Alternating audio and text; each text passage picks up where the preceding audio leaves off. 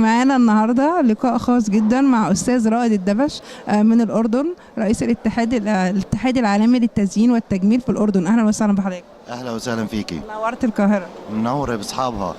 حضرتك شارك النهارده في المهرجان التجميل حب والسلام. اليوم الاردن عنده مشاركه بالفرق بمهرجان الحب والسلام، واحنا دائما اول شيء انا بدي اشكر كل العاملين على هذا المهرجان، وهذا المهرجان صار ظاهره سنويه لازم يكون دائما موجود وطبعه في مصر.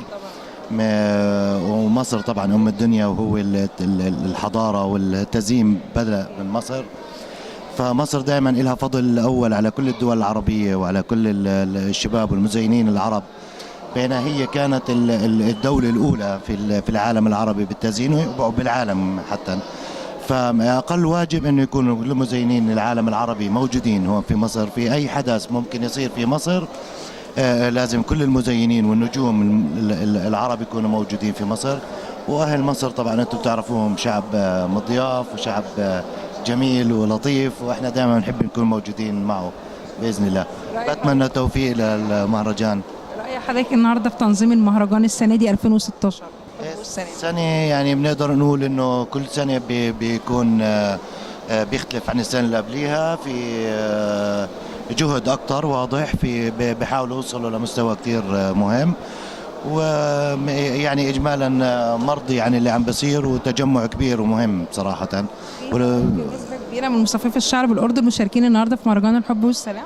في نسبة كبيرة من الاردن موجودة في المهرجان، وبتعرفي الشعب الاردني يحب الشعب المصري، بنحب برضه الشعب الاردني. الله يخليكي، تسلمي.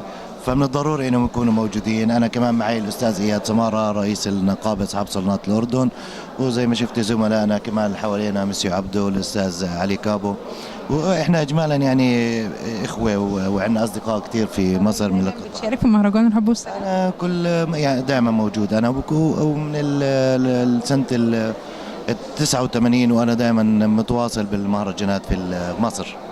بشكر حضرتك جدا وبحييك على المشاركه النهارده ونورتنا في القاهره. الله يخليك، وانا كمان بشكركم على اللقاء وبالتوفيق ان شاء الله. شكرا.